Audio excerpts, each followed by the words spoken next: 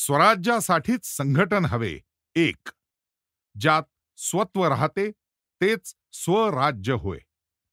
हिंदू संघटनाविषयी पुष्कळ प्रामाणिक लोक देखील ही शंका घेतात की जातीविषयक भावना प्रबळ करविणारी ही संघटनाची चळवळ राष्ट्रीय भावनेस हानिकारक तर होणार नाही ना.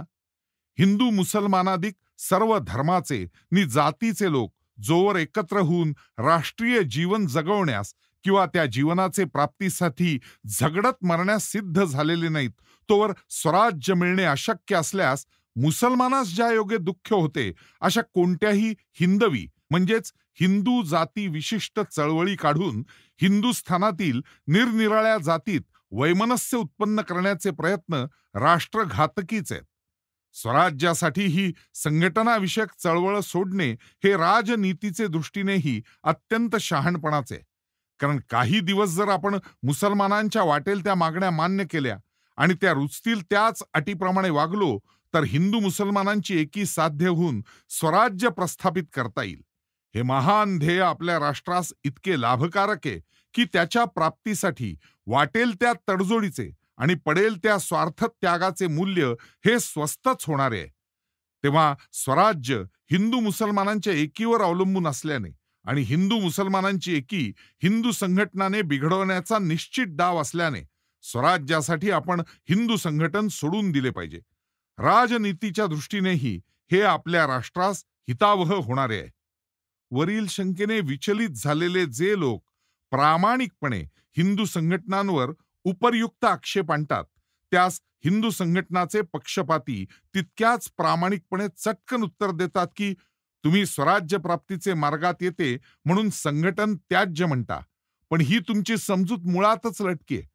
आम्हास एक वेळ स्वराज्य न मिळाले तरी चालेल, पण आम्हास संघटन हवे. हिंदू संघटनाचे अभिमानी पुढारी हे वारंवार लिहिताना बोलताना आढळून येतात की स्वराज्य हे हिंदू मुसलमानांच्या एकीवर अवलंबून आहे. हे अगदी खरे, परंतु त्या एकीसाठी ज्या हिंदुत्व विघातकाठी मुसलमान घालीत आहेत त्या आम्ही कधीही मानणार नाही. मग त्यापायी आम्हा स्वराज्य आणखी सहस्र वर्ष न मिळाले तरी चालेल. केव्हा केव्हा एखादा प्रश्नच असा चक्रावून घातलेला असतो की त्याचे उत्तर त्या प्रश्नातील हेत्वाभासामुळेच हटकून चुकलेलेच यावे. पठाण लोकास कारागारात असाच एक प्रश्न विचारून फसवताना आम्ही कित्येक विनोदी लोकास पाहिले.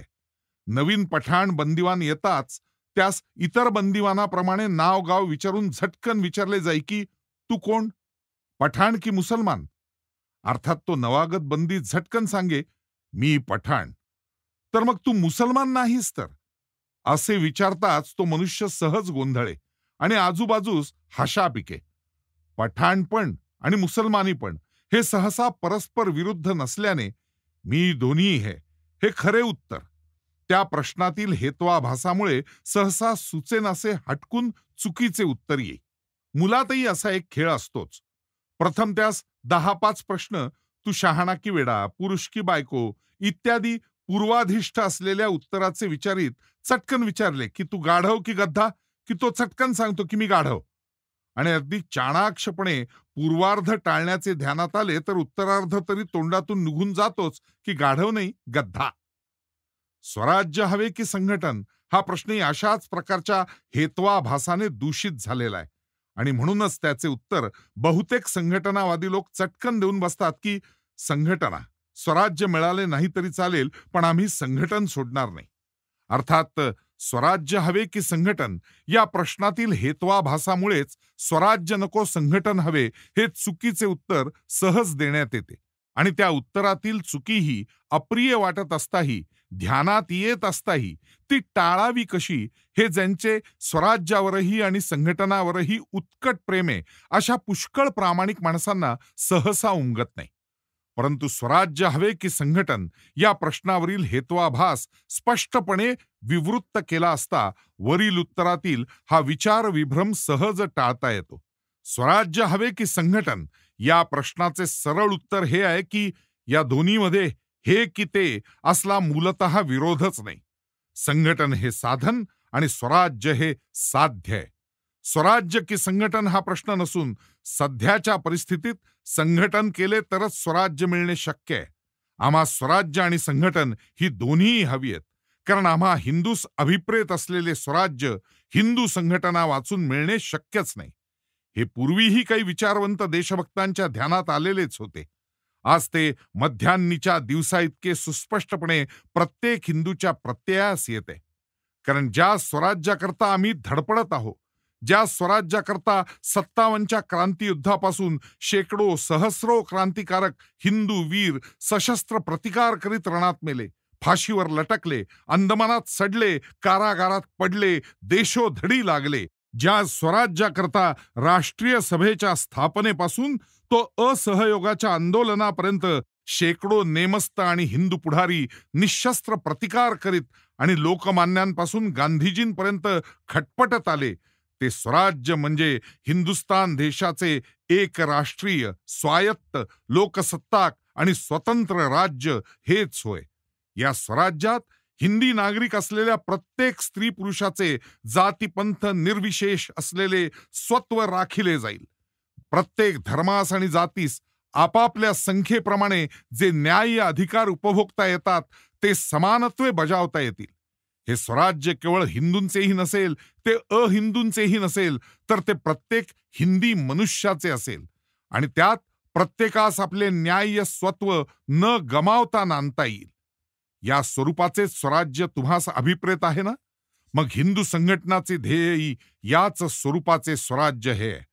यामुळे संघटन की स्वराज्य हा वैकल्पिक प्रश्नच चुकीचा ठरत नसून स्वराज्यासाठीच संघटन हवे हे सिद्ध होत आहे. स्वराज्याचे स्वरूप असे असले पाहिजे असे तुम्ही म्हणता ना, की त्यात हिंदू किंवा मुसलमान अशी कोणतीही धार्मिक भेदाभेदाची कल्पना न शिवता त्याचे स्वरूप स्वत्व समप्रमाणे आणि यथा न्याय राखिले जावे. ठीक, तर जर या स्वराज्यात प्रत्येक धर्मपंथाचे स्वत्व राखिले जाणारे, तर मग त्यात हिंदू धर्माचेही स्वत्व योग्य प्रमाणाने आणि यथा न्याय राखिले गेले पाहिजे, नाही काय? इतकेच नव्हे तर हिंदुस्थानातील लोकसंख्येचा 2/3 भाग ज्या हिंदूंचा आहे, त्यांचे स्वत्व ज्या स्वराज्यात इतर अत्यल्प किंवा अल्प अशा अहिंदू समाजाच्या स्वत्वाच्या अतिरेकी मागण्यास बळी दिले जाते, ते स्वराज्यच नव्हे. तुम्ही म्हणता त्या व्याख्येप्रमाणे देखील ते स्वराज्यच नव्हे हे मानलेच पाहिजे, नाही काय? तर मग या प्रमेयावरून दुसरे प्रमेयही आपोआपच अनुमानिले जाते की नाही, की अशा रीतीने हिंदूंचे स्वत्व इतर अहिंदू समाजाच्या अवास्तव आणि अवाच्या सवा मागण्यास आम्ही बळी देऊ देणार नाही आणि उलटपक्षी त्या आमच्या अहिंदू राष्ट्रीय बंधूंच्या न्याय्य मागण्यांचा प्रतिकार न करता जे पंथ स्वातंत्र्याचे अधिकार आम्ही भोगू इच्छितो तेच इतरासही उपभोगू दिल्या वाचून आम्ही राहणार नाही.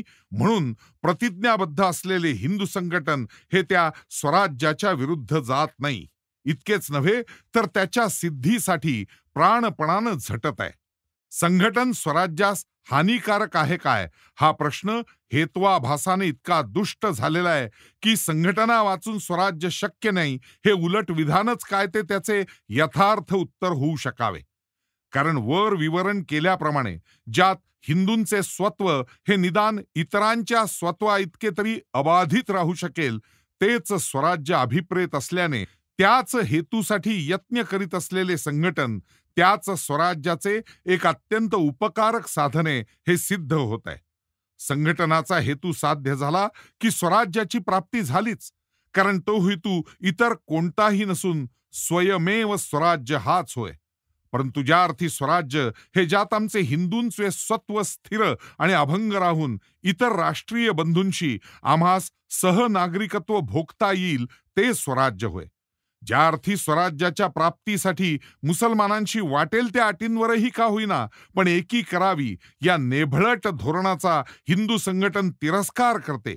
खिलाफतीसारख्या त्यांच्या निर्भेळ धार्मिक असणाऱ्या इतकेच नव्हे तर ज्यातील मूलतत्व हिंदी राष्ट्रीय भावास अत्यंत हानिकारक आहे अशा चळवळीही केवळ मुसलमानास प्रसन्न ठेवण्याकरता अंगीकारल्या जाव्या हे हिंदू संघटनास आत्मघातकी वाटते. ते यासाठीच आमच्या खिलाफतीच्या बुडाशी होते उद्या स्वराज्य प्राप्तीनंतर हिंदुस्थानची तुर्कस्थानशी किंवा अजूनही खलिफा असलेल्या मोरक्कोशी लढाई जुंपली तर याच तत्वाने प्रस्फुरित झालेले हिंदू मुसलमान ह्या तत्वाची हीच कट्यार याच हिंदुस्थानच्या पोटात खुपसून तुर्कस्थानच्या किंवा मोरक्कोच्या पक्षास मिळून हिंदुस्थानात स्वराज्याशी बंड करून उठण्यास सज्ज होणार असल्या राष्ट्रघातक आणि धर्मवेडाच्या चळवळीसही हिंदूंनी लाखो रुपये देऊन आणि शेकडो जणांना कारावासात धाडून सहाय्य करावे का? तर म्हणे त्या योगे मुसलमान संतुष्ट होतील, त्यामुळे एकी होईल आणि त्या एकीने स्वराज्य प्राप्त करता येईल. आज जुन्या मशिदीवरून प्रार्थनेच्या वेळेस वाद्य बंद करा, उद्या सदोदित बंद करा, परवा नव्या मशिदीवरूनही बंद करा आणि तेरवा गावातील बहुतेक राजमार्गावर नवीन मशिदी झाल्याने वाद्ये वाजवण्याचा तुमचा हक्क आमूलतःच मृतप्राय होऊ द्या. इतकेच नव्हे, वाद्ये ज्या अर्थी आमच्या निजामास अडथळा करतात म्हणून बंद करावयाची, त्याचप्रमाणे आणि त्याच अर्थी तुम्ही तुमच्या घरातही शंख, तास, टाळ आणि घंटा मोठ्याने वाजवू नका. भजने देखील संघाने करू नका, कारण आमच्या शेजारच्या घरी किंवा मशिदीत नमाज पडताना त्या गोंगाटाने चित्त व्यग्र होते. आम्हा मुसलमानांची एकी ही अट आहे, काल्पनिक नव्हे, तर उत्तर हिंदुस्थानात प्रत्ययी अशा अटी मुसलमानांनी घातल्याविषयीच्या आणि हिंदूंच्या घरात दंडेलीने घुसून त्या पाळविल्याच्या वास्तविक वार्ता येतात. बंगालमध्ये तर खेडेगावातून हिंदू वस्तीत तुमच्या अमुक अमुक कन्यका मुसलमानास देत असाल तर एकी होईल, नाहीतर तुम्हास लुटून कुटून नष्ट करण्यात येईल म्हणून मुसलमानांकडून उघड उघड सूचना दिल्या जात आहेत. आणि त्यांची भयंकर पूर्तताही कित्येक ठिकाणी झालेली असून त्या हिंदू कन्यकास बळाने ओढून नेण्यात आले आणि ती हिंदूंची वस्ती मारहाणीने आणि जाळपोळ करून त्रस्त करण्यात आली. हे श्रद्धानंदातून वेळोवेळी प्रसिद्ध झालेलेच आहे. आणि हा अत्याचार आम्ही काय म्हणून सोसावा? तर म्हणे त्या योगे एकी होईल आणि त्या एकीने स्वराज्य मिळेल. मलबारच्या कत्तेलीविषयी आम्ही मूग गिळून बसावे. लारखाना, बंगाल, कोहाट येथे प्रत्यही घडणाऱ्या राक्षसी दंग्यांच्या आणि धर्मवेड्या आतताईपणाच्या छळाविषयी नुसत्या शब्दानेही प्रतिकार किंवा स्पष्ट निंदा न करता हिंदूही दोषी आहेत म्हणून अत्यंत असत्य आणि भ्याडपणाची विधाने गांधीजींसारख्यांनी करावी. का? तर त्या योगे एकी होईल आणि तीमुळे स्वराज्य मिळेल. मुसलमानांनी हिंदूंना भ्रष्ट करणे हा त्यांचा धर्मच आहे, करू द्या त्यांना भ्रष्ट, पण तुम्ही हिंदूंनी मात्र शुद्धी करता कामा नये. तसे केलेत तर आणि तुमच्या वतीने न्यायालयात जरी तुमचा हक्क प्रस्थापित झाला तरी आम्ही लारखान्याप्रमाणे तुमची डोकी सडकून जाळपोळ करीत दंगे करू. ते सर्व तुम्ही हिंदूंनी एकी हवी तर सहन केले पाहिजे. आम्हास आज 5 जागा विधिमंडळात अधिक द्या, उद्या 50 द्या, परवा सिंध सारखे प्रांतचे प्रांत आम्हास स्वतंत्रपणे तोडून द्या, कारण आम्ही मुसलमान आहोत. आम्हास हिंदूहून विशिष्ट अधिकार दिले पाहिजेत, नाहीतर एकी होणार नाही. एकी नाही झाली तर स्वराज्य मिळणार नाही. त्याच्याही पुढे जाऊन जे शब्द ऐकताच कोणाही अस्सल हिंदूचे रक्त संतापाने भडकून जावे किंवा लज्जेने गारठून जावे असे स्पष्टपणे म्हणताना आम्ही ऐकले आहेत की फार काय, एकीसाठी हिंदूंनी मुसलमान देखील व्हावे आणि स्वराज्य मिळवावे. स्वराज्य अशा अटीवरच जर मिळत असेल तर त्यास आग लागो आणि स्वराज्य मिळवण्यासाठी हिंदूंनी मुसलमान देखील व्हावे म्हणून म्हणणारी जिव्हा झडून पडो. ज्या स्वराज्यासाठी हिंदूंना मुसलमान व्हावे लागते त्या स्वराज्याचे हिंदू संघटन तोंड देखील पाहू इच्छित नाही, कारण हिंदूंनी मुसलमान होऊनच जे मिळते आणि ज्यात वर वर्णिलेल्या अटी हिंदूंना पाळाव्या लागल्याने हिंदूस मुसलमानांच्या ताटाखालील मांजरे बनून राहावे लागते, ते स्वराज्यच नव्हे, ते मुसलमानी राज्य आहे. ज्यात स्वत्व अबाधित राहू शकेल ते स्वराज्य, ज्यात प्राणापलीकडे प्रिय असलेले आमचे स्वत्व, आमचे हिंदुत्व आम्हा सोडावे लागते किंवा त्यांच्या सन्मानाचा ध्वज अहिंदूचे पायावर नमवावा लागतो, ते आम्हा हिंदूंचे स्वराज्यच नाही, ते मुसलमानी राज्यच होय. आमच्या स्वत्वाप्रमाणे मुसलमानासही न्याय्य अधिकार मिळून त्याचे स्वत्वही न्याय्य स्वत्वही ज्याने राखले जाईल अशा स्वराज्यास आम्ही आपली निष्ठा अर्पण करू. किंबहुना हिंदू संघटनांचे हेच ध्येय आहे.